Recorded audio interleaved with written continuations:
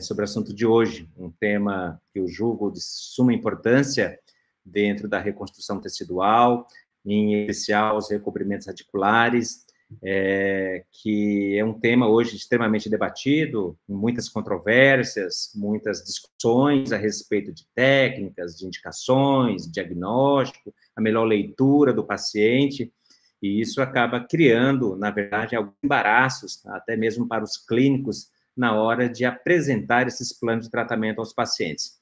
E para isso, eu montei essa apresentação, né, obviamente mais reduzida, para abordar alguns temas que remetem a esse assunto e que esclareça alguns pontos que nós julgamos, né, dentro do nosso grupo, de suma importância para se conduzir esses tipos de terapias. Então, deixem aqui as suas dúvidas, os seus pontos, os seus questionamentos, que na medida do andamento da aula eu vou tentando esclarecer e até mesmo abrir algumas discussões, compartilhando aqui as perguntas na tela para que vocês possam estar todos familiarizados com esta interação, ok? Então, vamos lá, pessoal. O primeiro ponto que a gente sempre debate, que a gente sempre discute, é como que a gente pode conduzir essas terapias de uma forma factível, sem que nós criemos, né, mais dificuldades, até mesmo na forma como nós conduzimos estes tipos de tratamento. E dentro dessas abordagens, né, envolvendo reconstrução tecidual, em especial os recobrimentos radiculares, é fundamental que a gente desmistifique alguns pontos que pairam como dúvidas na cabeça de muitos profissionais. Dentre eles, né, a melhor leitura do caso para justificar essa terapia e permitir que nós a conduzamos de uma forma factível, de uma forma previsível. E é essa previsibilidade que a gente tem que ter sempre em mente para nós não corrermos em riscos, até mesmo no desafio de alcançar um resultado e piorarmos a situação clínica do paciente. E para isso é necessário, acima de tudo, que nós façamos essa leitura de uma maneira segura para apresentarmos ao paciente e este estar crente de que terá um resultado melhor, obviamente, do que aquele que ele apresentava inicialmente no momento que nós fizemos esse planejamento. E as reconstruções teciduais, como eu sempre digo, como eu sempre abordo, dentro dos nossos cursos, dentro dos nossos planos de tratamento, é algo que precisa, acima de tudo, de conhecimento, de diagnóstico e de uma melhor leitura. E, para isso, é fundamental que nós não esqueçamos daquilo que a gente está lidando, pessoal, que são os nossos pacientes. Pacientes jovens, pacientes mais velhos, pacientes com hábitos que levam, né, a uma dificuldade de se atingir um bom resultado, mas é fundamental que nós enxerguemos as possibilidades que podem favorecer ou até mesmo inviabilizar esses resultados. Dentre eles, alguns pontos anatômicos que são de fundamental importância para a condução destas terapias. A mucosa queratinizada, a espessura dessa mucosa queratinizada, a anatomia e o posicionamento tridimensional desse dente dentro do arco, bem como as características dessas condições anatômicas que levaram a essa recessão, a essa retração gengival. E nada mais do que muito mais importante do que técnica é nós sabermos diferenciar as diferentes características desses defeitos para que nós trilhemos dentro de uma abordagem muito mais segura nesses procedimentos reconstrutivos. Então, a compreensão dessa biologia, a compreensão das técnicas, das indicações de biomateriais, dos enxertos, bem como dos instrumentais que nós utilizaremos para essas finalidades, permitirão que nós militemos nessas abordagens de uma maneira muito mais segura. Então, por que nós vamos fazer esses procedimentos de recobrimentos radiculares? E são questionamentos feitos, inclusive, pelos nossos próprios pacientes. Os pacientes, quando se deparam com essas abordagens que envolvem, por exemplo, enxertos autógenos, é a primeira pergunta que eles nos fazem, né? E o pós-operatório? Qual é o percentual de recobrimento? Quanto que isso, de fato, vai me beneficiar e por que isso justificaria eu fazer esse tipo de procedimento, já que eu não tenho dor, a estética, para mim, não é um fator preponderante dentro das minhas necessidades, e eu preciso ter argumentos plausíveis para que ele entenda que essa necessidade do recobrimento vai muito além de estética, vai muito além da percepção da sensibilidade.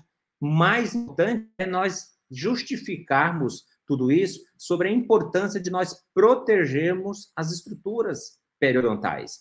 E se esse tecido já está entrando em colapso, eu preciso adotar estratégias terapêuticas para não só impedir, bem como minimizar o risco do avanço desses comprometimentos que podem levar à perda do elemento dentário. Então, por que nós temos que fazer essas terapias? É algo de suma importância dentro dos nossos argumentos para justificar a terapia cirúrgica. Então, um primeiro passo é nós analisarmos o paciente e sabermos identificar uma retração e a maneira como ela se apresenta dentro do quadro clínico. Uma retração gengival não é pura e simplesmente a exposição da superfície radicular. Uma retração gengival é um primeiro grande passo, um forte indicativo de que este periodonto de sustentação e de proteção ele está entrando em colapso.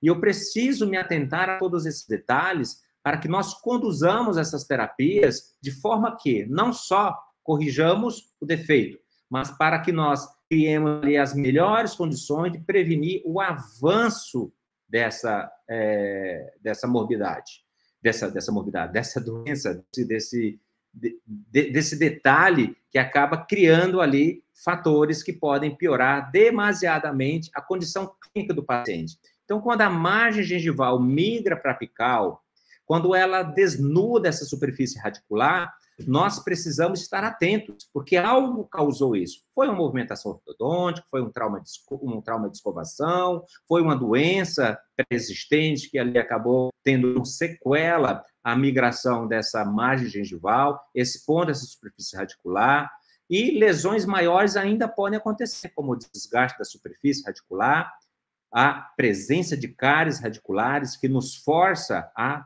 adotar estratégias restauradoras dessa superfície e acaba criando limitações quanto ao ganho do completo recobrimento radicular, e esses detalhes precisam ser discutidos com o paciente. Então, quando nós nos deparamos com essa estrutura, nós nos deparamos com esses defeitos, essa exposição radicular, um primeiro grande passo é quanto que eu tenho de tecido queratinizado? Esse tecido queratinizado, remanescente, tem quanto de espessura? A partir dessas perguntas e dessas possíveis respostas, eu começo a idealizar a minha estratégia cirúrgica. Esse tecido queratinizado tem espessura que me permita fazer um deslocamento coronário, de forma a fazer um recobrimento, de forma que eu conduza essa cirurgia sem que nós necessitemos de um enxerto ou de um biomaterial para esse recobrimento. Então, essas análises que a gente faz previamente me permite adotar essas estratégias de uma maneira muito mais assertiva na apresentação do paciente. E ele se apresenta sempre com essas condições clínicas, né? Um dente mais alongado, uma alteração de cor no longo eixo da coroa, sem saber distinguir o que é, muitas vezes, a coroa da raiz do dente. Não entende que essa exposição dentinária, ela também é um fator de retenção de biofilme, um dificultador do controle desse biofilme, do gerenciamento desse biofilme. E nós, apresentando essas condições clínicas do paciente, nós começamos a trilhar dentro de uma argumentação que permitirá que não só ele entenda, bem como ele aceite as terapias que nós vamos ali oferecer no intuito de restabelecer a normalidade. E a normalidade é que essa margem gengival, ela venha ao nível da junção amelo-sementária, que cubra essa raiz. Vai formar um novo osso? Não necessariamente, mas eu preciso proteger essa estrutura. Proteger essa estrutura não é simplesmente deslocando essa margem coronalmente. Proteger essa estrutura é dar não só um recobrimento completo, bem como uma sustentação para que esse tecido se mantenha coronalmente. Que ele se mantenha no longo prazo como uma proteção a essa superfície radicular, que é algo, né, corriqueiro dentro da nossa rotina como periodontistas. Então, para nós afirmarmos que esse dente é mais longo, eu preciso entender dos meus pontos anatômicos que ali estão presentes. Como é que nós mensuramos? Obviamente, utilizando uma sonda periodontal. Mas quais são os meus parâmetros? Eu preciso identificar a minha junção amelocementária, que nem sempre está presente na estrutura dentária. Então, eu preciso identificar o meu primeiro ponto anatômico, que é a minha junção amelocementária. A partir dela, eu vou fazer ali uma conduta, adotar uma conduta clínica de forma a restabelecê-la, criando parâmetros de onde eu vou colocar a minha margem gengival. Tá? Então, essa junção amelocementária nem sempre ela está visível dentro da nossa análise clínica. E eu vou adotar esses pontos de forma a criar quanto eu posso recobrir, bem como quanto que eu necessito de tecido para essa finalidade. Motivo pelo qual, muitas das vezes, nós precisamos associar o enxerto de tecido conjuntivo ou um biomaterial para não só favorecer a estabilidade do coágulo, mas também para que nós modifiquemos este fenótipo. Então, trabalhos clássicos dentro da literatura, desde a década de 80, já nos mostram as estratégias que a gente tem que adotar, mas, ao mesmo tempo, que nos força a uma reflexão, que nem sempre um único procedimento periodontal, ela é a melhor via para nós fazermos esse tipo de terapia.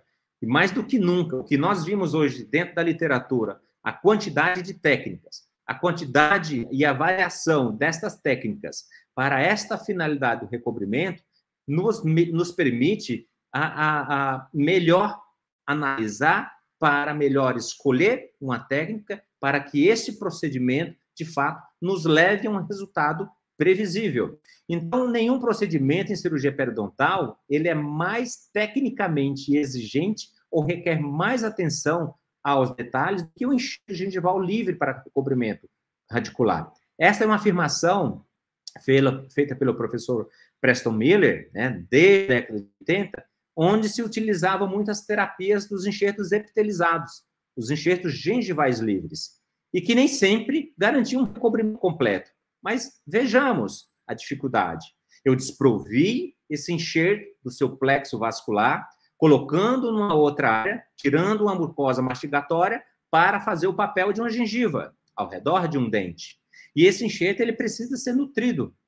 Né? E a preservação desse periósteo me permite criar ali conexões, as anastomoses, que permitirão a viabilização desse enxerto, a sobrevivência desse enxerto e a diferenciação deste num novo tecido para ganhar tecido queratinizado e, ao mesmo tempo, ganhar o completo recobrimento radicular. Só que nem sempre isso é viável. E o que a gente vê em termos de resultados, isso é um caso meu, onde a gente tem que ter o discernimento e a compreensão, porque muitas das vezes essas terapias não me levam a um completo recobrimento e não me levam ao sucesso numa primeira abordagem.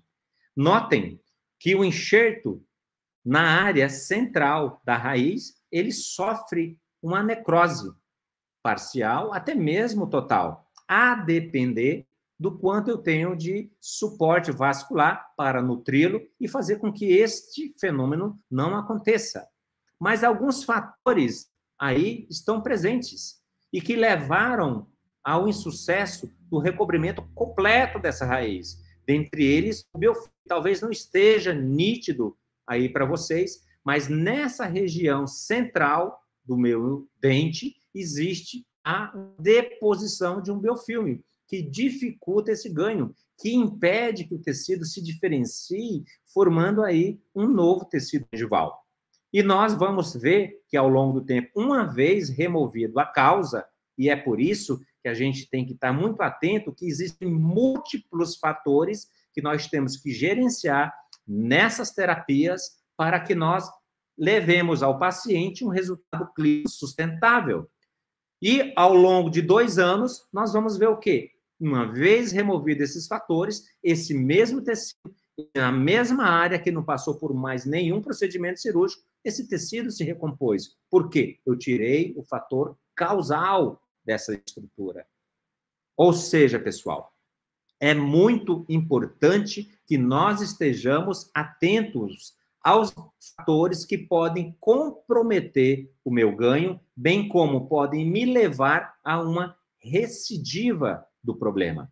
Então, o biofilme, o paciente precisa estar amplamente amparado por uma orientação, bem como nós precisamos dar a ele informações que serão de suma importância para a sustentação desses resultados. Então, ignorar todos esses pontos, ignorar esses fatores que estão por trás do sucesso dessas nossas terapias, é o primeiro grande passo que a gente dá para as nossas condutas clínicas, fazendo com que nós repitamos o procedimento, fazendo com que nós façamos esses procedimentos corriqueiramente e não nos façamos a pergunta sobre o que de fato está levando a essas falhas. Então, essas interrogações, que muitos clínicos não fazem, elas fazem parte do desenvolvimento da nossa curva de aprendizagem. E quando a gente começa a acumular essas experiências, nós começamos a observar um salto enorme dentro daquilo que a gente faz. São as condutas cirúrgicas para essas abordagens.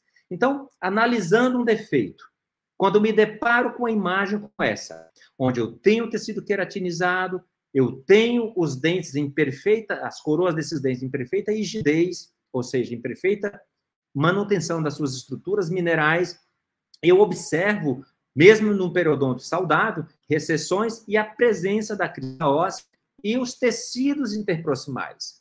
Então, um aspecto que precisa ser muito levado em consideração é o retalho. A maneira como nós manipulamos, a maneira como nós gerenciamos e a maneira como nós identificamos essas estruturas. Tem tecido queratinizado, qual é a espessura desse tecido queratinizado, para que assim eu adote a minha estratégia terapêutica no intuito de trazer a nova posição, que é a idealizada dentro do nosso plano de tratamento, para conferir o completo recobrimento radicular. E notem que nessa imagem eu observo um tecido aparentemente espesso e que me permitiria apenas deslocá-lo coronalmente. Mas aí, quando a gente vai para destrinchar um pouco mais o termo espesso, dentro dos recobrimentos radiculares, qual é essa espessura previsível para a estabilidade desse recobrimento radicular? A gente sabe, dentro da literatura, pessoal, que essa espessura desse tecido queratinizado, idealmente, deveria girar em torno de 1,4 milímetros.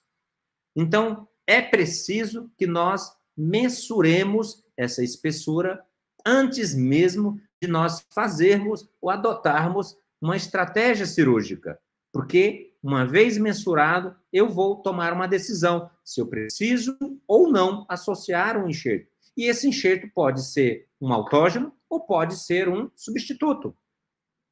E para eu utilizar um substituto, eu tenho que identificar um outro ponto, uma outra característica desse tecido, que é o tecido queratinizado. Eu preciso ter fonte de tecido queratinizado, que são os queratinócitos, que estão presentes nesse tecido.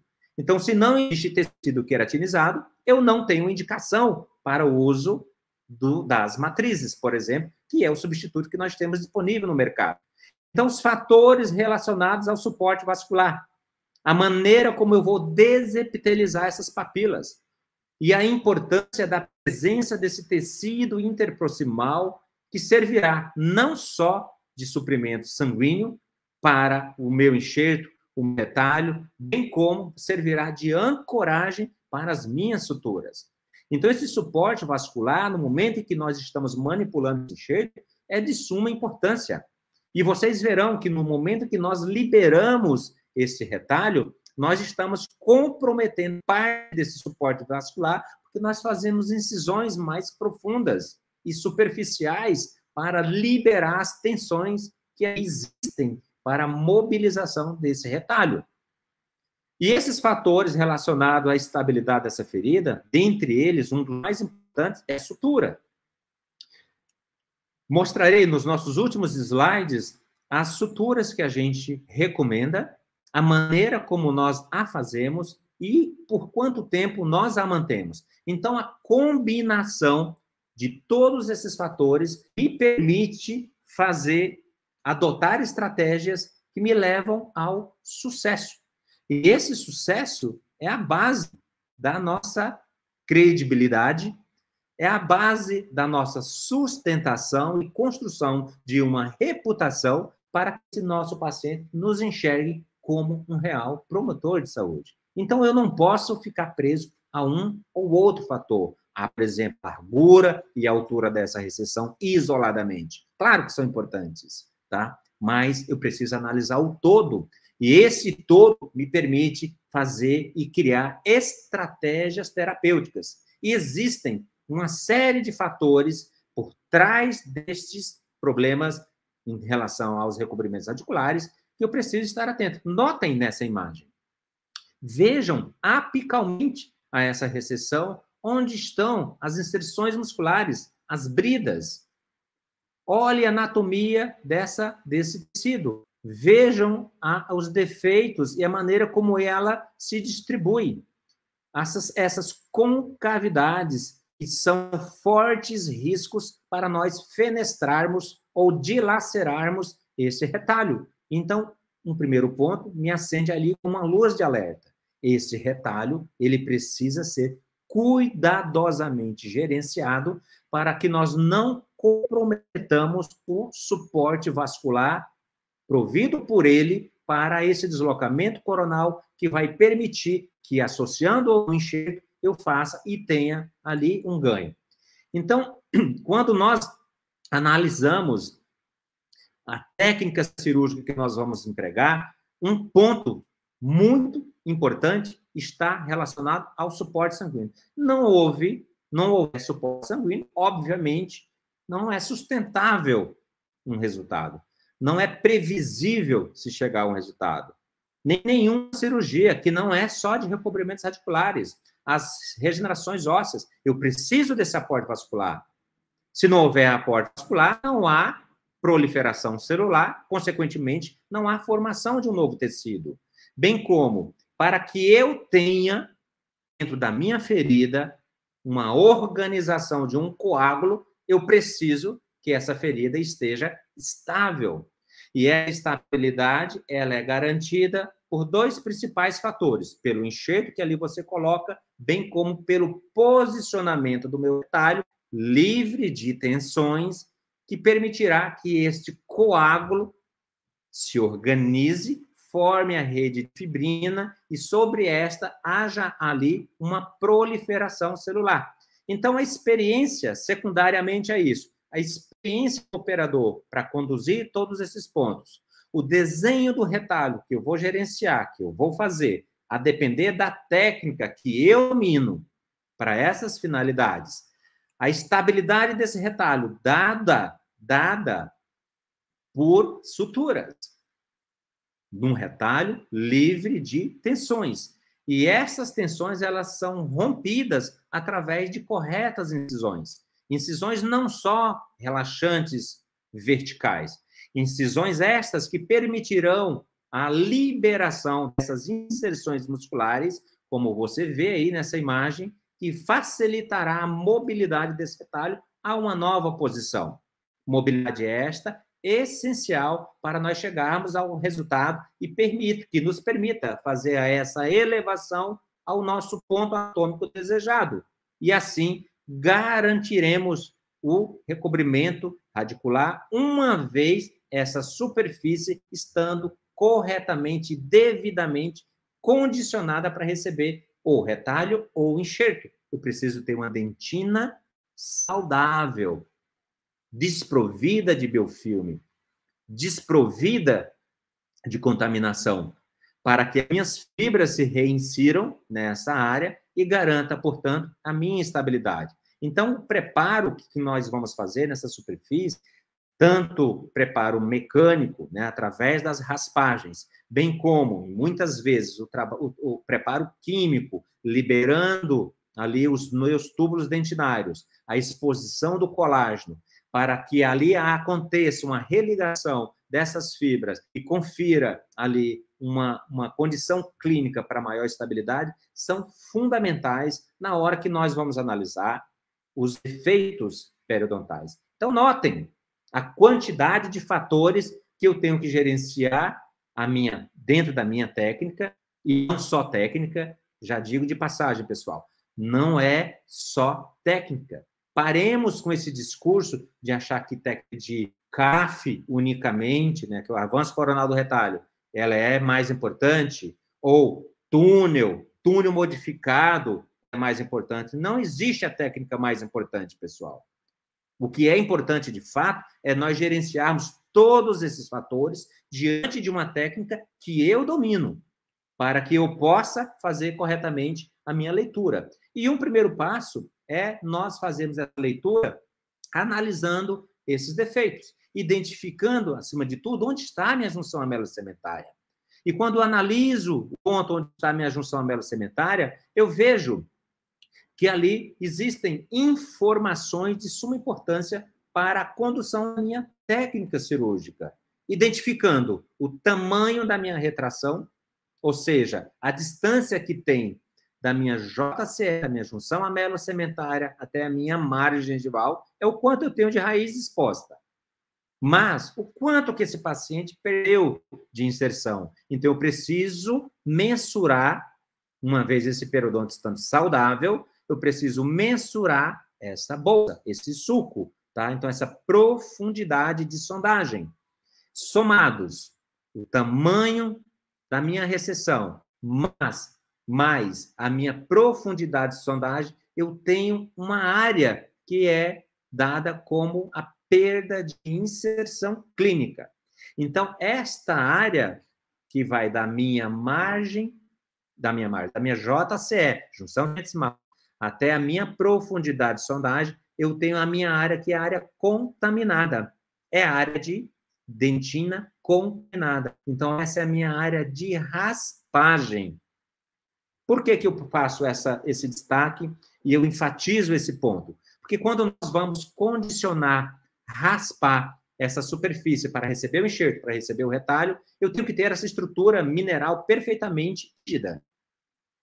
E para nós não rasparmos ainda em campo fechado, como nessa imagem, para nós não machucarmos a margem gengival, para nós não dilacerarmos essa margem gengival, que é de suma importância que nós a mantenhamos intacta, íntegra, sem nenhum dano do ponto de vista de trauma, de cureta, eu faço isso em campo aberto. Só que, quando a gente abre esse campo, levanta esse retalho, eu posso me deparar com uma deiscência óssea. Ou seja, eu vou me deparar com uma longa área de raiz exposta. E será que toda essa raiz ela precisa ser raspada? De forma alguma. Nós não esqueçamos lá das nossas aulas de anatomia, de fisiologia, mostrando ali pontos que eu preciso preservar, que é o cemento. Então, esse cemento que está protegido ali abaixo da minha inserção conjuntiva, eu preciso mantê-lo intacto. Então, se eu mensurei previamente, eu vou raspar apenas aquela área que era a área da exposição radicular, mais a minha profundidade de sondagem. É a área contaminada. Então, essa é uma forma de nós distinguirmos essas estruturas. Então, notem nesses vídeos. Então, eu tenho o tamanho da minha recessão, eu tenho a profundidade de sondagem, então essa é a área que eu raspo. A outra área é um cemento viável, mas nem sempre esse osso que está aí na face vestibular está presente. Ele pode haver uma deiscência óssea, principalmente em dentes que foram movimentados ortodonticamente, dentes muito vestibularizados, e eu não posso raspar essa estrutura, porque ali é uma estrutura biológica de suma importância para a reintegração destas fibras, que ali vão se organizar, vão se formar e permitirão que nós façamos o nosso procedimento de uma maneira muito mais previsível. E sempre, pessoal, que houver essas lesões e houver ângulos vivos na raiz, eu preciso arredondá-los. Não com brocas, com curetas. As velhas e boas curetas. Tá? Então, a gente passa a cureta para fazer isso. Então, essa instrumentação pré-cirúrgica, que a gente precisa se atentar, ela tem uma realidade, ela tem uma racionalidade, como já afirma o professor Giovanni Zucchelli, lá em 2012. Né? Porque o risco da instrumentação radicular pré-cirúrgica é nós não alisarmos a superfície radicular correspondente à sondagem, ou seja, eu não tenho como entrar, muitas vezes, com o instrumento dentro do sulco para condicionar, limpar essa superfície radicular, bem como o risco que nós temos de machucar essa margem gengival. E quando eu vou, quando eu abro esse retalho, eu posso me deparar com essa deiscência óssea e eu perco a referência, se eu não sondei previamente, eu perco a referência da área sondável, que seria a área do sulco mais o tamanho da recessão. Ou seja, pessoal, uma dica e uma informação de muita relevância para quem trabalha com recobrimentos radiculares e assim preservar a integridade do retalho. Então, quando se trata de recobrimentos, nós vamos ver uma série de fatores por trás desses procedimentos, né? Uma série de detalhes que a gente precisa se atentar na hora que nós vamos fazer adotar essas estratégias terapêuticas, tá? Então, um primeiro grande passo é classificar, né? E a classificação dentro da literatura, nós temos hoje duas principais. A clássica, né, que é a classificação de Miller, e a mais atual, que é a classificação de Cairo, né? Onde eles nos mostram o quanto que eu tenho de periodonto de sustentação ainda presente, bem como a integridade desse tecido, principalmente no espaço interproximal, de acordo com a classificação de Cairo. Então, esse é um primeiro fator. Então, eu tenho a classe 1, 2, 3 e 4 de Miller, e eu tenho a classificação tipo 1, tipo 2 e tipo 3 de Cairo. Então, na minha técnica cirúrgica, onde eu posiciono essa margem gengival, ela também tem um papel sobre o meu prognóstico, sobre o quanto que é possível. Onde eu ponho a minha margem gengival, eu ponho no nível da JCE, eu ponho a coronal, a minha junção semente-esmalte, e o quanto que eu a posiciono coronalmente a minha junção semente-esmalte. Há uma razão e há uma lógica para isso. A tensão do retalho, que é algo para toda e qualquer cirurgia, deletério para nós alcançarmos o resultado desejado. Bem como para a sobrevivência desse retalho, a espessura que este contém, que este se apresenta, para nos conferir ali um prognóstico mais previsível. A área da papila, do tecido interproximal, que vai ancorar o meu enxerto, que vai ancorar as minhas suturas, para que eu posicione o meu retalho na posição planejada. E eu prepare o condicionamento da superfície dessas raízes expostas, se eu faço só com instrumentação mecânica, se eu utilizo, além dessa, o condicionamento químico para a exposição, remoção do smear layer e bem como a exposição do colágeno, e as abordagens restauradoras dessas terapias mucogengivais, quando que eu as faço, com o que eu faço, né? E quais são os meus parâmetros para se fazer esse preparo e essa restauração das áreas lesionadas, bem como o tempo para a remoção das suturas, que sim, eles influenciam nos nossos resultados. Claro que não dá para a gente discutir todos esses pontos nessa aula de hoje, tá? Então, nós temos aí, eu destaquei, né, esses 5 pontos aí, que são os pontos que nós vamos abordar. Então, esses 5 pontos, dentre eles, um dos que eu julgo mais importante, é a classificação, onde eu vou determinar se é viável, se é previsível ou não, né? Então, tem o tecido interproximal intacto, e o que é estar intacto? É a crista óssea estar perfeitamente mantida no espaço proximal e a minha junção cemento-esmalte não se tornar visível no meu exame clínico. Então, eu faço essa análise e, a partir daí, eu quantifico e qualifico as minhas recessões, os meus defeitos.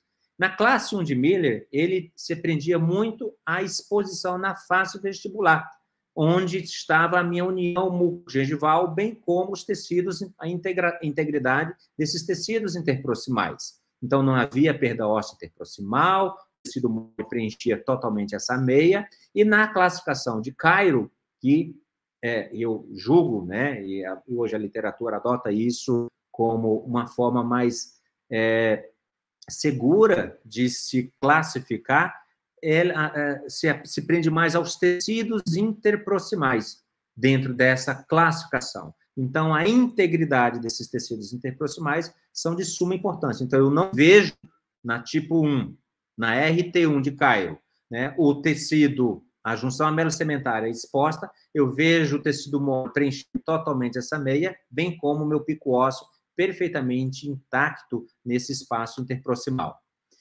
Então, clinicamente, a gente vê isso, né? Tecido mole preenchendo o espaço interproximal e o pico ósseo entre esses dentes perfeitamente mantido.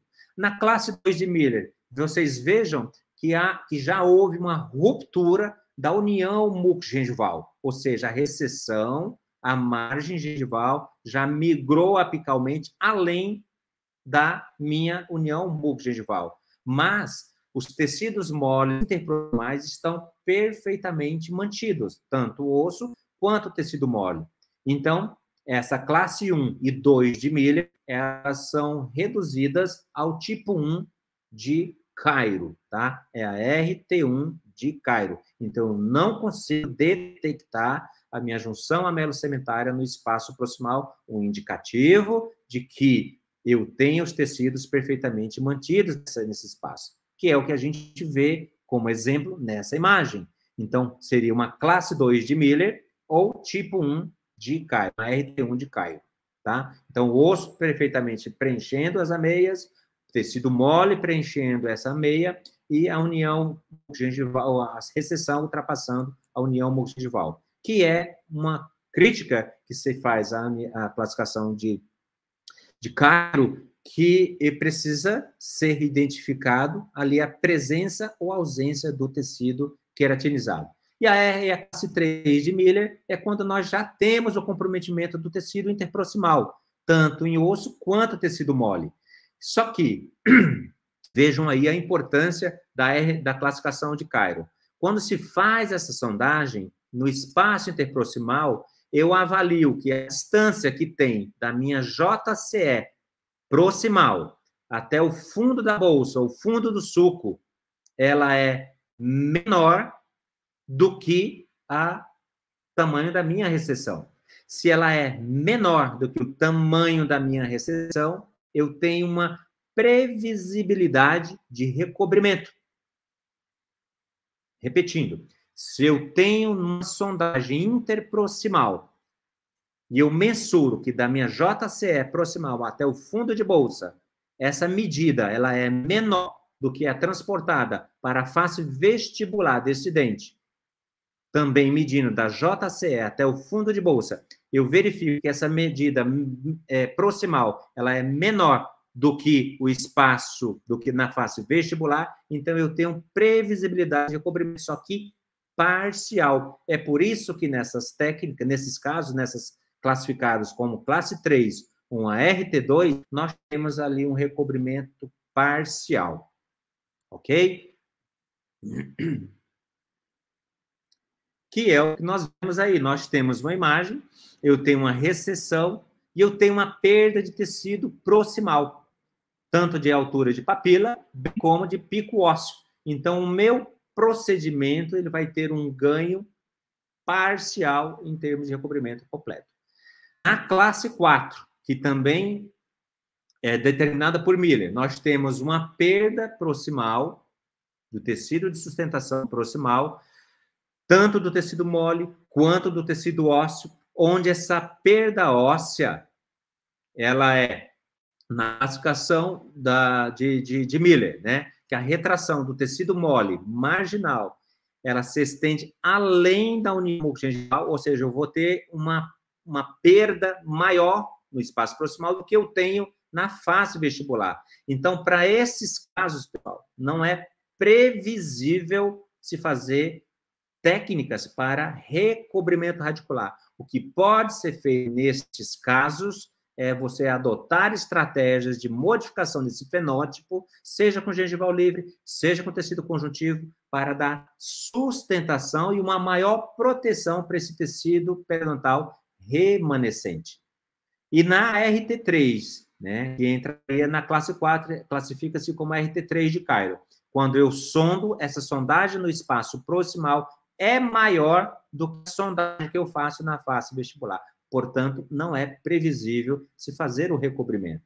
Então, condições estas que a gente também se depara e que, erroneamente, eu vejo muitos profissionais submeterem esses pacientes a técnicas de recobrimento, quando, na verdade, não vai chegar absolutamente a resultado algum em termos de recobrimento, gerando frustração ao paciente, tá? Então, aí são estratégias terapêuticas do ponto de vista apenas de você melhorar a anatomia desse tecido, a fisiologia desse tecido, para garantir uma proteção a esse ambiente.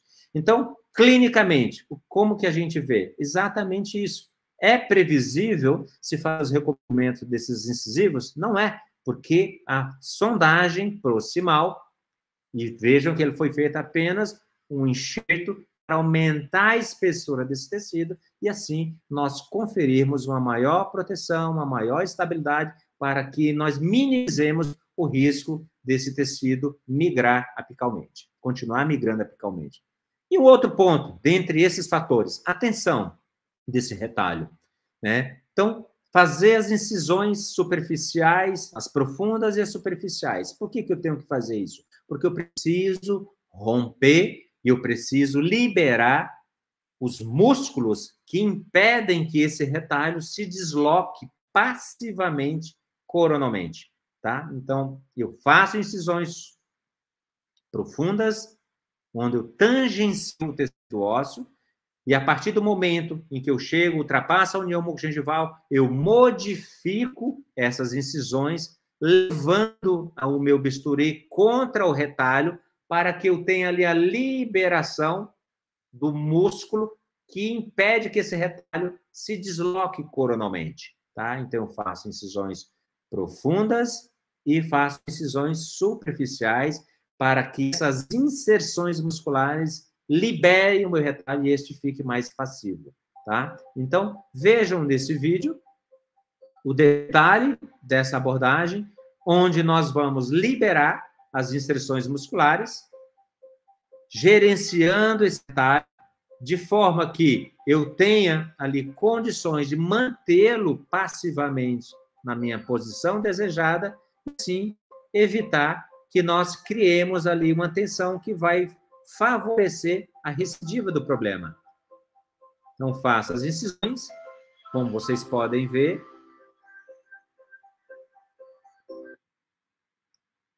Faça as incisões relaxantes para que esse retalho deslize como um trilho, sobre um trilho, e dessa forma nós vamos criar as melhores condições para trabalhar os músculos uma vez aberto esse retalho. Essa é uma das grandes vantagens das técnicas dos retalhos avançados coronalmente, ou seja, dos retalhos do tipo CAF, onde eu tenho acesso muito mais visível e muito mais acessível para eu liberar as inserções musculares que muitas das vezes impedem que esse retalho se desloque e venha para a minha posição desejada. Então, libero, faço as incisões profundas, ou seja, tangenciando o tecido ósseo, a superfície radicular, liberando e mantendo periósteo na área onde eu vou associar um tecido conjuntivo, como vocês veem aí.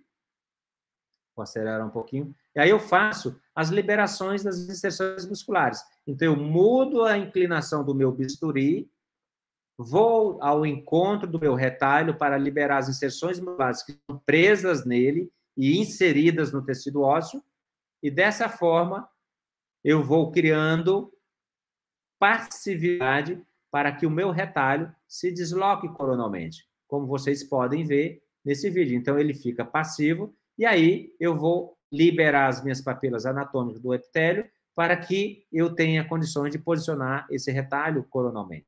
Então, esta é uma forma de nós trazermos esse retalho a uma nova posição salvando esse dente, recuperando o tecido de proteção desse dente e permitindo que aí se faça a reabilitação. Óbvio, não tão desejável, mas dentro do defeito que apresentava, né, perfeitamente plausível, tá? E a espessura de retalho? A espessura é um fator de prognóstico de suma importância. Por quê? Se nós pensarmos em termos racionais, por que um retalho espesso me dá uma condição, um prognóstico muito mais favorável para o recobrimento? Pela própria sobrevivência, pelo manejo clínico, pela celularização que ali vai acontecer no momento em que eu deslocá-lo para uma nova condição clínica, pelo número de vasos que ali se apresenta, pela biologia, em resumo, que ali está presente, que favorecerá a minha terapia. Então, o retalho dentro das técnicas cirúrgicas, seja para recobrimento, seja para regenerações ósseas, ele é um ponto, a espessura desse retalho é um ponto valiosíssimo que a gente tem que se atentar. E ele também é importante para a estabilidade a longo prazo e para a indicação de utilizar enxertos autógenos ou de utilizar substitutos. Então, a sobrevivência desse retalho depende dessa qualidade do mesmo. Então, quanto maior essa espessura do retalho, maior é a vascularização da gengiva marginal e, obviamente, maior é o meu potencial de recobrimento. E maior, vocês verão na sequência, que é a estabilidade no longo prazo. Então, esse retalho, ele tem que ser, pessoal, no mínimo, maior do que 0,8.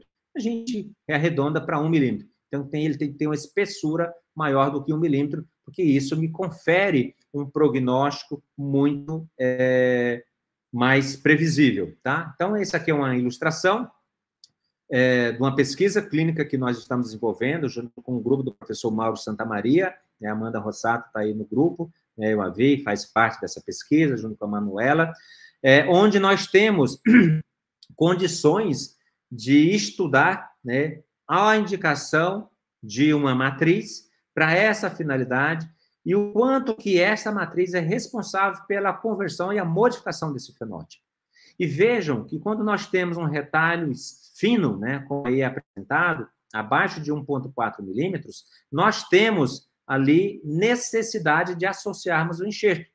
Associando o enxerto autógeno nas áreas críticas e utilizando racionalmente um substituto, que são as matrizes, nas áreas menos críticas, né, com adjacente a esse enxerto. Então, o enxerto conjuntivo está no molar e a matriz está nos premolares e no canino, que vai permitir aí que nós convertamos esse fenótipo e garantiremos aí, obviamente, um prognóstico muito melhor quanto ao recobrimento. Mas por que é importante? Então, veja esse trabalho do Rebelli de 2014, onde se viu, pessoal, onde se mostrou, dentro desse estudo controlado, que a espessura deste retalho, acima de 1,4 milímetro, me confere maior estabilidade no longo prazo. E quando nós vamos ver, dentro desse outro trabalho do Rasperini, do grupo do Rasperini, quando se faz o avanço coronal do retalho, sozinho, sem associação com enxertos, sem converter esse fenótipo, nós temos uma recidiva muito maior. Mas isso depende muito dessa espessura. Por isso que o ponto de corte e a racionalidade de nós convertermos, associando autógeno ou associando os substitutos, está aí, em nós modificarmos a espessura para que, assim, nós garantamos ao paciente uma maior estabilidade quanto ao recobrimento radicular. Então, esta é a razão pela qual, muitas das vezes, nós temos que modificar o fenótipo, tá? Trazendo, portanto, ao paciente uma condição clínica muito mais sustentável, muito mais previsível, quanto ao completo recobrimento radicular e ao resultado que ele tanto almeja, que justifique a terapia cirúrgica. Note a modificação desse fenótipo abaixo de 0,5 milímetro, e quando você faz o enxerto, você não só recobre 100%, como você garante, após alguns anos, essa estabilidade, a melhoria desse fenótipo e, obviamente, a sustentação desse resultado no longo prazo.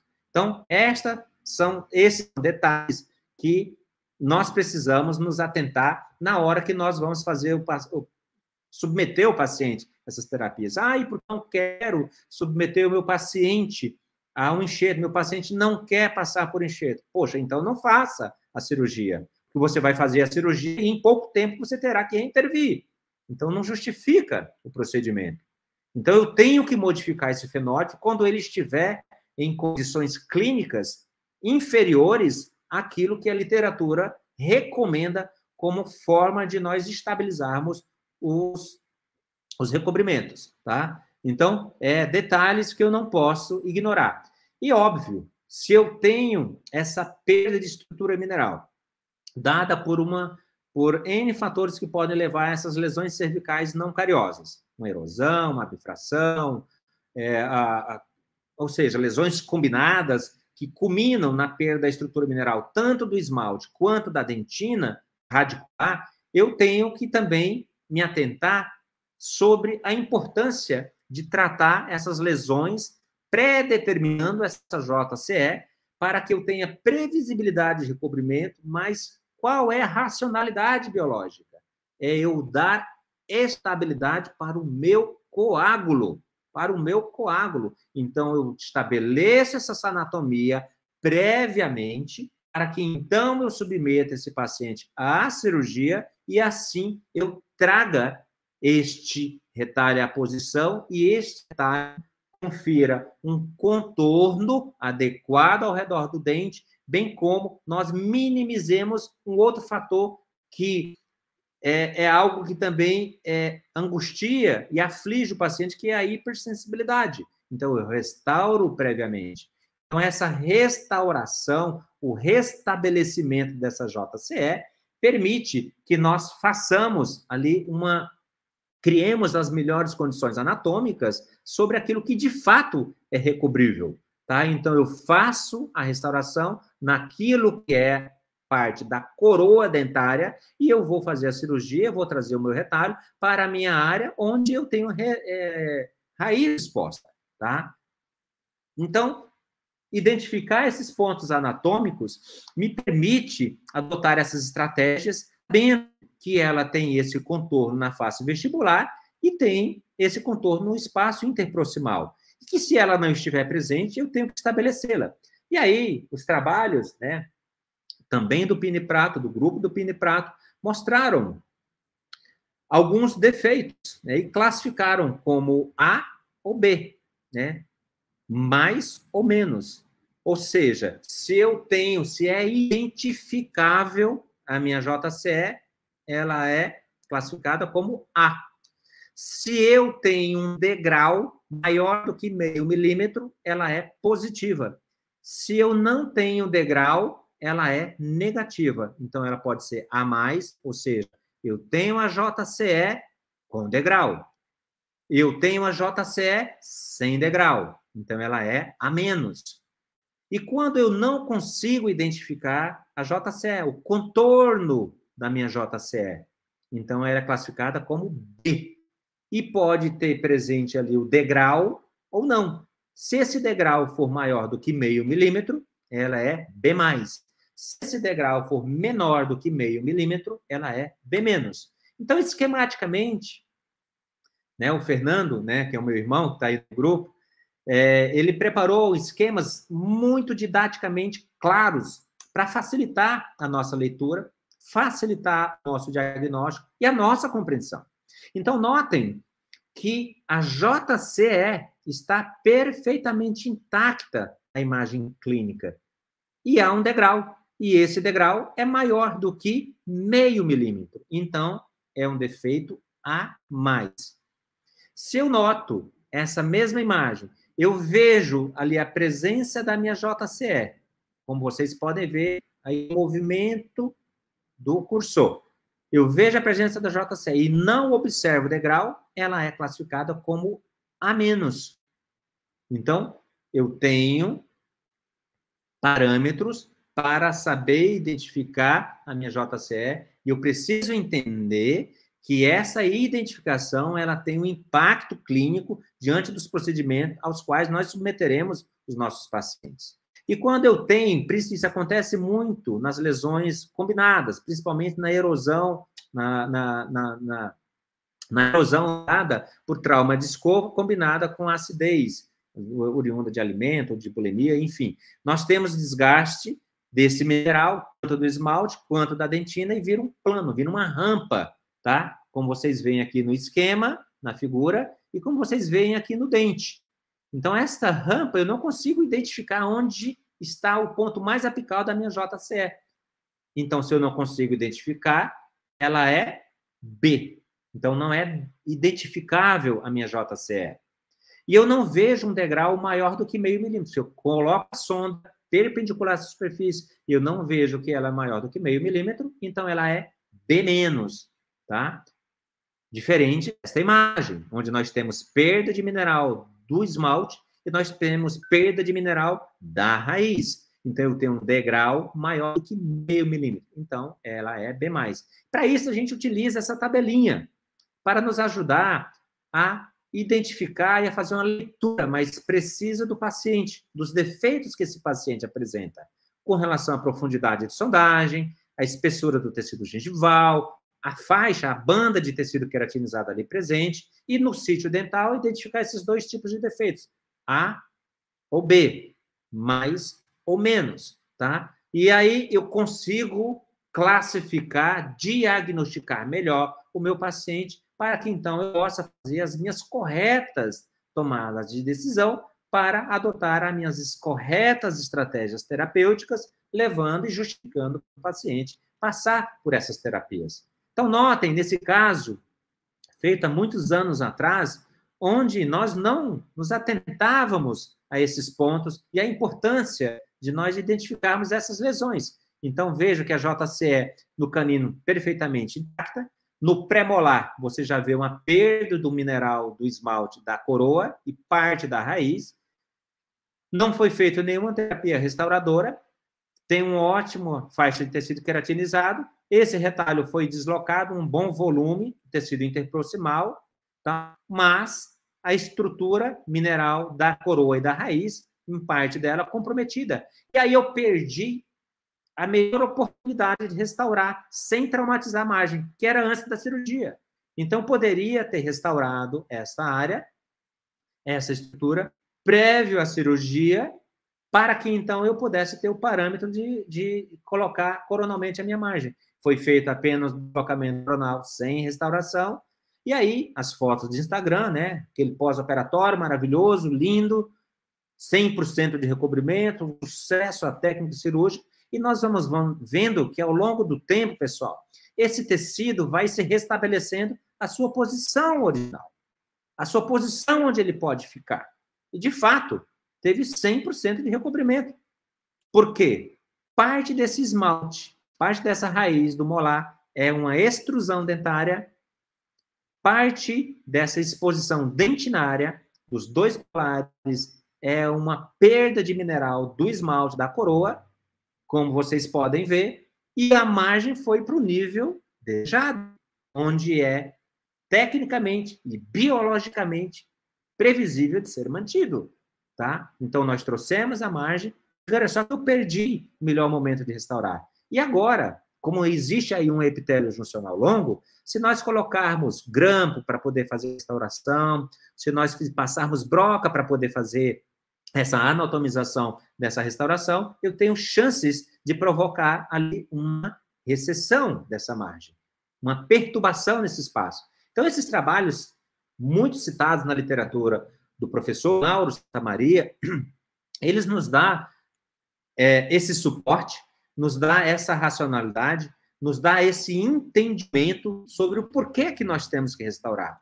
E, resumidamente, pessoal, o porquê que nós temos que restaurar, a área que compete à coroa é para nós não colocarmos resina na raiz, na área radicular, e deixarmos essa superfície radicular apenas em dentina, para que o meu epitélio juncional sofra ali uma aderência e garanta o recobrimento, para que não promovamos a migração do epitélio juncional apicalmente, forçando ali uma reabsorção óssea, bem como a restauração permitirá que aquele contorno deslocado coronalmente confira ao meu paciente um contorno mais adequado de um arco parabólico regular, conferindo um zênite satisfatório e a restauração para minimizar o risco de sensibilidades pós-operatórias que, porventura, podem ainda advir do suco de uma área, de uma lesão, de uma grande área de dentina que ali estava exposta e não foi restaurada,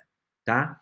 Então, essas lesões, elas precisam, sim, de restauração. Veja aí uma classificação típica de B+, né? Então, não consigo identificar onde está a minha JCE, tem um degrau maior do que meio milímetro, então tem que ser restaurado. Então, você isola a área, faz a restauração, dentro dos protocolos que a dentística restauradora recomenda, faz ali a anatomia, como nós fazemos também lá para os nossos implantes imediatos, restabelece um contorno adequado para que esta orientação anatômica dê ao meu tecido mole parâmetros para ele cicatrizar adequadamente, dando o devido polimento, o devido acabamento, e aqui, com essa exposição, eu consigo dar um adequado acabamento. Diferente se eu deixar para fazer isso pós-cirúrgico, na pós-recuperação desse paciente, onde eu vou perturbar essa margem e eu não vou conseguir esse acabamento apical na minha restauração de uma forma adequada, tá? E a estabilização da ferida? A estabilização da ferida é algo de fundamental importância em toda e qualquer cirurgia, porque durante essa fase inflamatória haverão ali uma sucessão de eventos que permitirão esses tecidos se recomporem, seja dentro da câmara de regeneração que eu criei para uma regeneração óssea, seja da câmara de regeneração que eu criei para o tecido mole. Eu preciso dar estabilidade, não só para o enxerto, mas também para o meu retalho, para que isso confira que o meu coágulo se organize, sofra todo o seu processo de maturação, com a angulação e com o reparo dentro de uma formação tecidual, de uma nova organização do tecido conjuntivo, que vai se expressar de tal forma que eu garanta o recobrimento completo do meu paciente. Então, as suturas que nós vamos aí utilizar, elas têm um papel muito relevante diante do resultado que nós queremos alcançar. E esta perturbação que ela tem que ver, ela precisa ser muito também enfaticamente dada ao paciente para não puxar a mucosa, para não colocar o dedo e ficar perturbando a estabilidade dessa margem durante essa fase de remodelação, pessoal. Isso acontece ao longo de meses, e não necessariamente ao longo apenas das 2 primeiras semanas, que é o tempo que nós mantemos a sutura. E essa sutura, ela vai ser mantida durante as 2 primeiras semanas para os recobrimentos articulares, porque isso vai ter uma forte influência quanto ao recobrimento completo, utilizando para isso fios monofilamentares que desenvolvem menos nichos bacterianos através de colônias de bactérias e fungos que ali acabam se formando e que eu preciso controlar. Então, para isso, nós trabalhamos com fios que são mais facilmente limpos, né, com escovas cirúrgicas, limpos com as soluções químicas que a gente preconiza com o paciente, seja com clorexidina, não é a nossa primeira escolha, seja com colutórios à base de oxigênio ativo, que é o que nós utilizamos hoje na nossa prática, na nossa rotina, para que, então, garantamos ao paciente um resultado clínico sustentável e justificável. Então, antes de 10 dias, pessoal, né, não se preconiza remover suturas. Óbvio, se você analisar o acompanhamento do follow-up do seu paciente, nos controles de pós-operatório, fios que estão soltos, fios que estão instáveis, você remove ele, porque eles vão causar muito mais dano que benefício, tá? Mas, idealmente, essas suturas elas precisam ser mantidas por 15 dias, porque é o tempo que hoje nós utilizamos para proteger essas estruturas, para conferir estabilidade ao enxerto e ao coágulo, e assim nós permitamos resultado clínico adequado, seja para recobrimentos unitários, seja para recobrimento e principalmente para recobrimento de recessões múltiplas, onde o meu retalho ele precisa ser dado essa estabilidade por essa sutura, e ela tem esse papel durante esses 15 primeiros dias, que é de fundamental importância para a sustentação dos resultados que ali a gente projetou para cada caso clínico. Então, a limpeza dessas suturas, ela é feita com escova cirúrgica, tá? De apical para coronal, limpando, fazendo uma varredura, não esfregando. Então, fazendo a varredura, tirando resíduos alimentares, tirando o excesso do biofilme, que tende a se acumular nessa área. Não deixem que seus pacientes voltem 15 dias depois sem passar absolutamente nada nessa área. Eu gerencio os meus pós-operatórios de muito perto, porque exatamente dentro desses tempos que vocês estão vendo aí, porque dessa maneira nós controlamos e gerenciamos o biofilme e nós minimizamos o risco de uma possível reintervenção. Então, os 10, 15 minutos que a gente gasta, investe nessa abordagem, permite que a gente faça. Por isso que o conhecimento de todos esses detalhes, o conhecimento de todos esses fatores, permite que nós conduzamos essas terapias de uma maneira muito mais segura. Então, as estratégias, elas são vastas, ela é multifatorial, e eu tenho que abrir minha mente e os meus olhos para enxergar que esses tipos de procedimentos, eles não podem estar atrelados a tecnicamente. Apenas a uma paixão de achar que a técnica de CAF, ou a técnica de túnel modificado, ou o gengival livre, seja ele qual for que você for adotar como estratégia terapêutica, utilizando-a, você vai chegar ao resultado, você vai chegar a um sucesso. O sucesso depende de todos esses fatores que compreendem essas abordagens envolvendo as terapias multigengivais, que eu não posso ignorar, se eu quiser adotar as nossas estratégias de uma forma previsível. E eu peço licença a vocês para apresentar aqui, né, para aqueles que mandam muitos directs, mandam muitas perguntas no WhatsApp sobre os conteúdos dos nossos cursos clínicos, né, e nós vamos ter o início aqui em março, né, do nosso curso clínico. Eu vou fazer aqui uma pequena apresentação rápida de 15 minutos sobre o que hoje nós abordamos dentro desses cursos clínicos, tá? Então, vai se iniciar no dia 8, 9, 10 de março, e alguns temas que nós abordaremos sobre toda essa compreensão, sobre pontos que muitos ignoram, né? A compreensão da anatomia, da histologia e do comportamento fisiológico desse complexo periodontal, bem como o complexo periimplantar.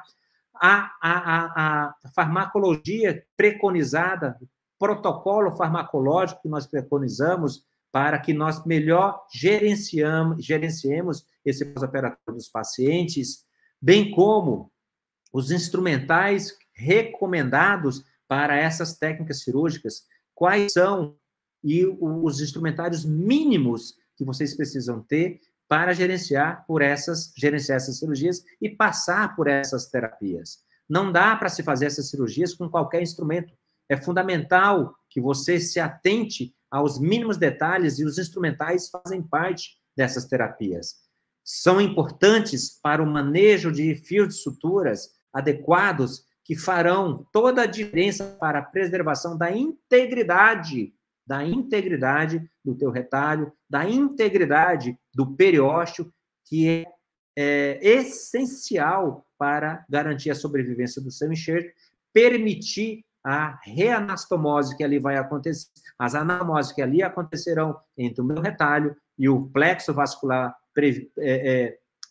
proveniente deste periósteo, e eu preciso manter tudo isso intacto. Os treinamentos serão feitos em manequins, né, que serão apresentados por vocês durante o curso, manequins desenhados por nós, que permitirão ali uma perfeita manipulação das técnicas de sutura de retalho, as abordagens das áreas doadoras e receptoras, né, que são muitas dúvidas de muitos colegas, como gerenciar, são temerosos na maneira de abordar essas, e nós vamos desmistificar os prós e contras de você trabalhar enxertos profundos da submucosa e trabalhar com enxertos da lâmina própria, e o impacto clínico que isso traz diante das abordagens, sejam elas periodontais, sejam elas periimplantares, e como nós vamos proteger essas áreas para evitarmos as complicações através de técnicas de sutura, né? Gerenciando e compreendendo de uma forma racional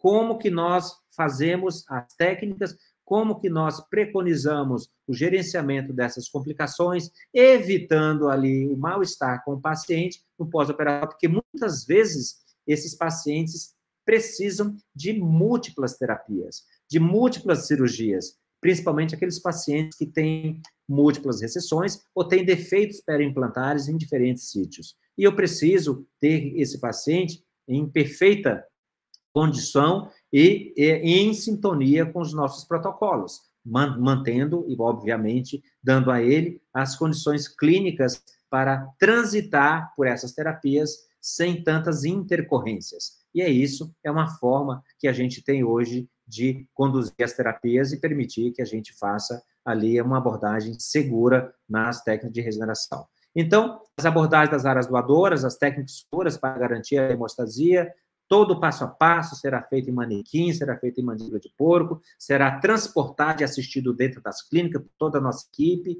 que dará todo o suporte clínico, o tratamento do sorriso gengival, seja pelo posicionamento do lábio, reposicionamento coronal do lábio, para reduzir, removendo uma faixa de mucosa, reduzir toda essa extensão em pacientes que têm defeitos, né, ou têm anomalias, ou tem alterações anatômicas, como, por exemplo, o excesso vertical maxilar, ou pacientes que têm erupção passiva alterada, onde nós vamos apresentar para vocês um protocolo claro, objetivo e conciso em relação às maneiras como vocês conduzirão essas terapias, resgatando de uma forma impactante aquilo que o paciente quer, que é um sorriso seguro e harmônico, bem como trabalhar ali as compensações em áreas com defeitos, de uma forma que você pode fazer esse aumento de coroa clínica sem osteotomia, apenas diagnosticando adequadamente, sem remover excessivamente o tecido queratinizado, não comprometendo a proteção do tecido do periodonto de proteção, ao mesmo tempo fazendo com que essa terapia garanta ao paciente o melhor pós-operatório, sem passar por tantas inconveniências pós-cirúrgicas, né? E a correção do sorriso gengival severo, onde nós podemos associar e mostraremos para vocês um protocolo onde nós utilizamos dispositivos na fossa subnasal para garantir o suporte labial, evitando que esse lábio inverta dentro desse excesso vertical maxilar, dentro dessa fossa subnasal, criando um lábio fino e uma longa exposição de faixa de tecido gengival. Tá? Para isso, a gente utiliza técnicas dos dispositivos colocados, aparatusados na fossa subnasal, associados ao procedimento de aumento de coroa clínica e, obviamente, tudo isso apresentado nos mínimos detalhes em vídeos, em manequins, treinados em manequins e levados e assistidos dentro das clínicas, tá? Então, como uma situação como essa, onde a gente tira o paciente da situação superior e traz o paciente para uma situação clínica, associando o aumento de coroa, a compensação da fossa subnasal para dar suporte labial e, assim, evitar o sorriso gengival, tá? A remoção dos pigmentos melânicos nas causas, né, que determinam esses pigmentos melânicos, como removê-los e garantir ali um resultado estético melhor ao paciente. Os procedimentos em áreas periimplantares extremamente corriqueiro, que é o desenvolvimento de uma mucosa queratinizada periimplantar, as abordagens que a gente faz, as técnicas que nós preconizamos, o passo a passo recomendado para essas terapias, além, obviamente, de todas as técnicas envolvendo recobrimentos radiculares, seja apenas um avanço coronal do retalho, que é uma técnica muito mais simples, seja com avanço coronal do retalho associado aos enxertos, seja um biomaterial, seja um tecido conjuntivo, né, que permite que nós convertamos esse fenótipo, como a gente agora vastamente enfatizou, trazendo a margem a um novo nível e permita ali o completo recobrimento radicular e a racionalidade daqueles casos mais severos de nós associarmos e fazermos a combinação do enxerto gengival livre com um tecido conjuntivo e, assim, recobrirmos e estabilizarmos esses resultados no longo prazo, seja para recessões unitárias, seja para recessões múltiplas, em diferentes técnicas que serão vastamente treinadas em laboratórios e assistidas por toda a nossa equipe. as técnicas que a gente preconiza para acessos em posicionamentos de implantes através de técnicas de rolo modificado ou com associação de tecido conjuntivo, uma vez indicado, onde, a partir de um correto diagnóstico, nós fazemos essas terapias de uma maneira muito mais segura. Tá? E os enxertos de tecido conjuntivo, para modificarmos o fenótipo perimplantar, tirando aquelas zonas de acinzentamento que afligem os pacientes, principalmente os pacientes que vieram da década de 90, né, frutos, né, dos primeiros implantes, onde se empregava, ignorando a importância deste fenótipo, dessas características, bem como a compreensão da biologia óssea, tanto para a preservação e reconstrução dos alvéolos, bem como para a manutenção de uma arquitetura perimplantar, para conferir um melhor e adequado posicionamento tridimensional do implante dentro de diferentes técnicas e a compreensão do uso dos biomateriais, né? Os biomateriais têm indicações muito precisas. É preciso que nós entendamos a importância deles dentro das nossas terapias, do papel que eles desempenham dentro das terapias para levar a resultados clínicos factíveis.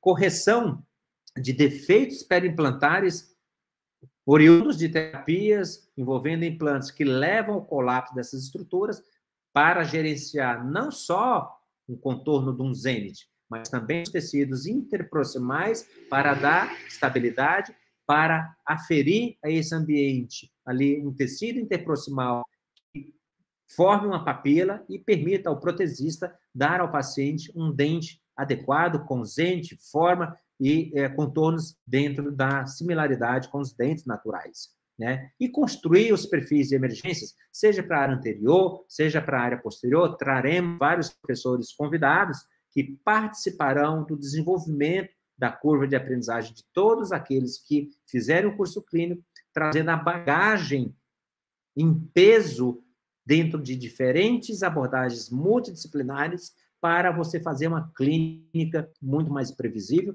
e sustentável aos seus pacientes, seja para implantes unitários, seja para rebordes cicatrizados, corrigindo defeitos que certamente afligem os pacientes, bem como, e o mais importante, evitando defeitos que podem advir de terapias equivocadas que vocês, por falha de diagnóstico, poderão levar aos pacientes. E essas são abordagens que a gente faz e enfatiza que, para se resolver, não se depende apenas de marca de produtos, se depende de um conhecimento profundo sobre os protocolos terapêuticos que nós devemos empregar em cada situação clínica. E essa é uma distinção que a gente precisa levar aos pacientes, bem como desmistificar os defeitos de papila, que podem vir muitas vezes por falhas do ato cirúrgico, que podem gerar essas deformidades e que são mais difíceis de serem resolvidas, e nós mostraremos, através de professores convidados, também a combinação da orto, da pério, da prótese e da cirurgia como um todo, como na área de implantes, para nós trazermos ao paciente um resultado clínico adequado. Então, conhecimentos estes que precisam ser desenvolvidos no médio e longo prazo. Por isso que é um curso de extensão, um curso de 7 módulos, com 6 módulos online, 7 módulos presenciais de 3 dias cada um, onde todos esses fundamentos, vários professores convidados e dados por toda a nossa equipe também, permitirá ali um crescimento e um ganho de desenvolvimento de toda essa bagagem para tratar de assuntos como este. E, óbvio, quando a gente trata de complicação, a gente passa por essas complicações, a gente precisa ter um conhecimento para gerenciar tudo isso, e isso faz parte e pode acontecer na rotina de um clínico. Mas como gerenciar? Como tratar essas lesões? Respostas essas que nós compartilharemos.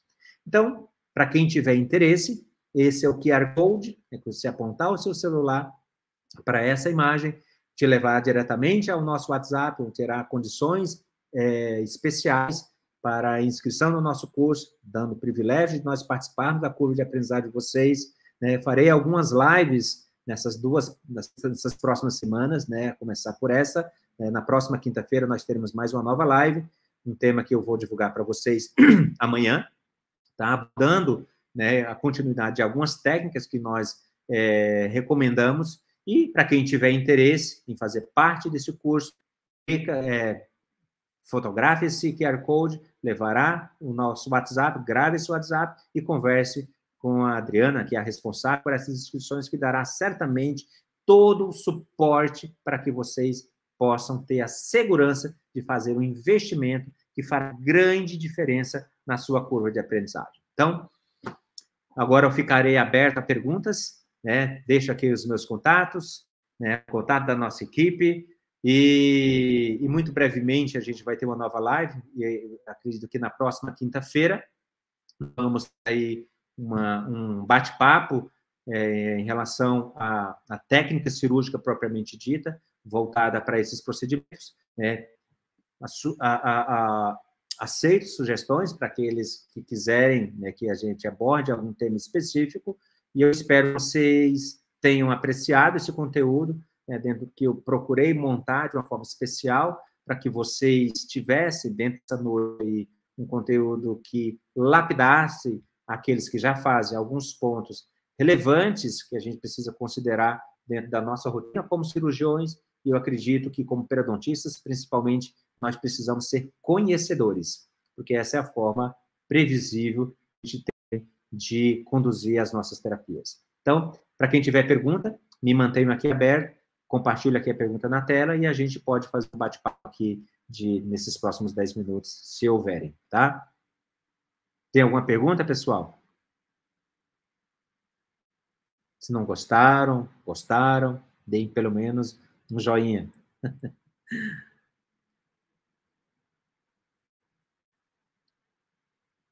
Tem uma pergunta aqui do... Não tem um nome, apenas como luta eterno. Boa noite, quanto tempo leva para uma mesma região do palato ser doadora novamente? Pelo menos 90 dias, tá? Mínimo 90 dias é quando você vai ter uma nova matriz conjuntiva organizada, um novo feixe de colágeno organizado, tá? Se puder esperar para 4 meses, é uma forma mais segura de você fazer o procedimento, tá? Mas, no mínimo, 90 dias. E, óbvio, quando a gente vai partir para uma cirurgia num sítio que foi, há pouco tempo, abordado cirurgicamente, você vai encontrar vasos mais calibrosos. Então, é um sítio que geralmente sangra mais, tá? Então, porque os vasos são mais calibrosos, tá bom? Obrigado pela pergunta.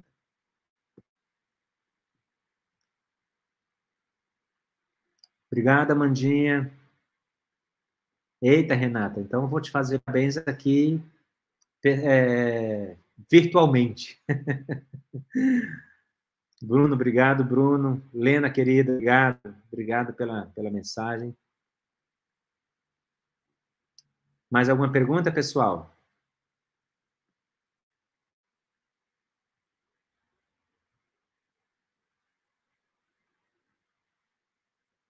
Se não houver perguntas, eu vou aqui me despedir de vocês. E só quero enfatizar, pessoal, que alguns, às vezes, perguntam fórmulas, né, como se houvessem, né, fórmulas para se fazer uma técnica cirúrgica, qual é o que você utiliza, como que você faz para uma técnica cirúrgica. Tudo depende do diagnóstico. Tudo depende da forma como a gente faz a leitura dos nossos pacientes. Mas, mais do que nunca, pessoal, é importante que nós nos atentemos que no desenvolvimento da nossa curva de aprendizado exige-se ali a necessidade da compreensão da biologia que está naqueles tecidos, seja para o tecido ósseo, seja para o tecido ósseo. E é por isso que essa busca constante, né? Eu diria que jamais deve ser cessada.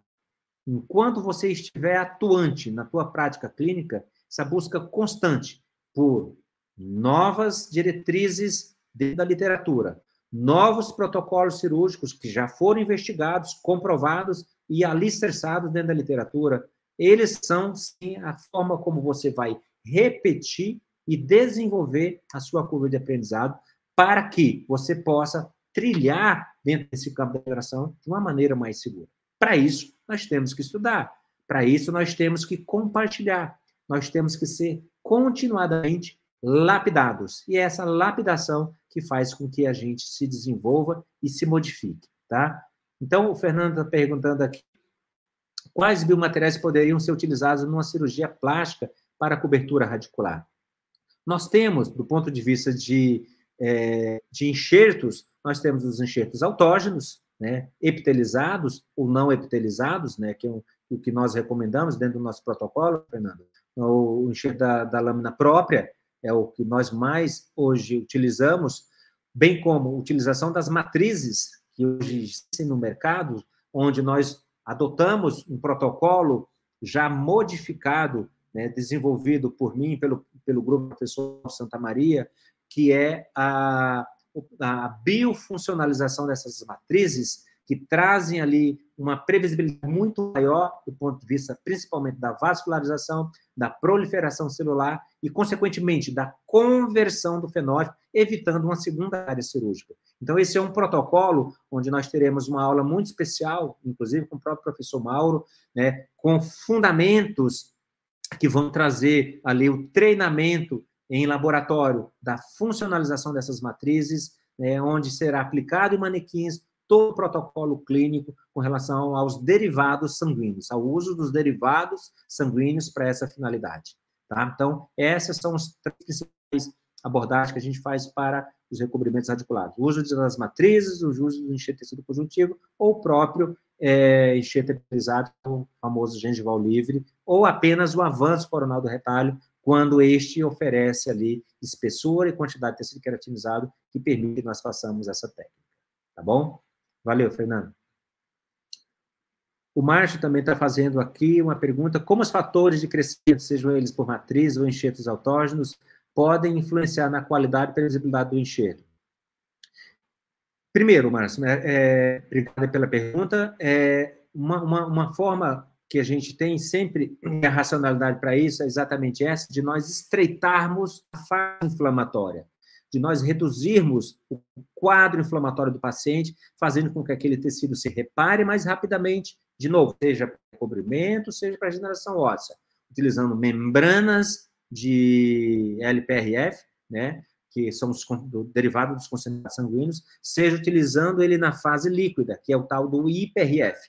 Então, eu tenho essa combinação e eu posso associar dentro dos meus enxertos para reduzir essa fase inflamatória e permitir que essa ferida se repare mais rapidamente. Existem outros, né, que podem atuar também dentro dessa fase, que são os fatores que não está disponível no mercado, que é o PDGF, que pode acelerar todo esse processo, fazendo ali a proliferação do fibroblasto, né, bem como os derivados os derivados do esmalte, são as amelogeninas, que também colaboram para esse processo inflamatório, mas não tem o potencial oriundo do sangue, né, dos derivados autógenos, do sangue do próprio paciente, que são os derivados concentrados sanguíneos, tá? Que tem um papel impactante diante dos resultados clínicos, seja para ROG, seja para tecido mole, tá bom? Obrigado, Rê, obrigado aí pelo elogio, muito bom a gente ter. Renata, obrigado pela oportunidade de bater esse papo com vocês. Obrigado, Renatinha, você é um anjo, tá? Estou aqui torcendo por você no seu próximo grau aí, aliás, no seu último grau de desenvolvimento da sua pós-graduação, que é a sua livre docência, tá? Vai dar tudo certo. Renata está fazendo aqui uma pergunta: quando tem apenas mucosa, melhor enxerto autógeno? Tive experiência não tão boa com matriz. Sim, Renata. De forma alguma, né, como eu disse na aula, de forma alguma, quando você tem só mucosa, mesmo que você esteja pensando no conforto do paciente, eu acho que foi isso que você pensou muito, né, atender ali a um anseio, o desejo do paciente de não mexer com a graduadora, de facilitar a técnica cirúrgica utilizando apenas um substituto, no caso das matrizes, elas não têm o potencial de formar tecido queratinizado. Então, se eu não tenho tecido queratinizado, eu não posso usar as matrizes, tá? Então, para eu utilizar o tecido queratinizado, para eu usar as matrizes, eu tenho que ter pelo menos 1 milímetro remanescente de tecido queratinizado. E 1 milímetro tem que ser preservado ao longo de toda a sua cirurgia, porque se você o perder, você vai ter uma área de recidiva nessa área da sua recessão, tá bom? Então, por isso que esses fatores que eu acabei de apresentar, eles são tão importantes de serem levados em consideração nessas técnicas de recobrimento. Tá joia? Sempre à disposição, Renata. Então, meu caro, obrigado, Estevam, né? Obrigado pelo privilégio de ter participado, você como testemunha do nosso curso clínico, e participar do desenvolvimento da curva de vocês, sabe? Certamente é um prêmio a um professor, aos professores que compõem a equipe ProImpério, ter o papel de lapidar profissionais, de formar profissionais, para que estes façam a melhor clínica, para que estes colaborem na melhoria da qualidade de vida dos seus pacientes, que transitem dentro de uma rotina clínica sem tantos os inconvenientes que geralmente fazem parte das cirurgias reconstrutivas, mas elas fazem parte dessa rotina de profissionais que não zelam pela compreensão e pelos fundamentos que hoje compõem as técnicas regenerativa, seja tecido mole, seja tecido ósseo. Por isso que eu digo e julgo de suma importância, desenvolvam a curva. E a curva, para ser desenvolvida, merece tempo, investimento, dedicação, repetição, mas repetição em cima de algo que é defendido pela literatura e respaldado pela literatura. É dessa forma que a gente caminha e alcança a excelência. Tá certo, galera? Então, eu não vejo mais perguntas, espero ter vocês na próxima aula, né?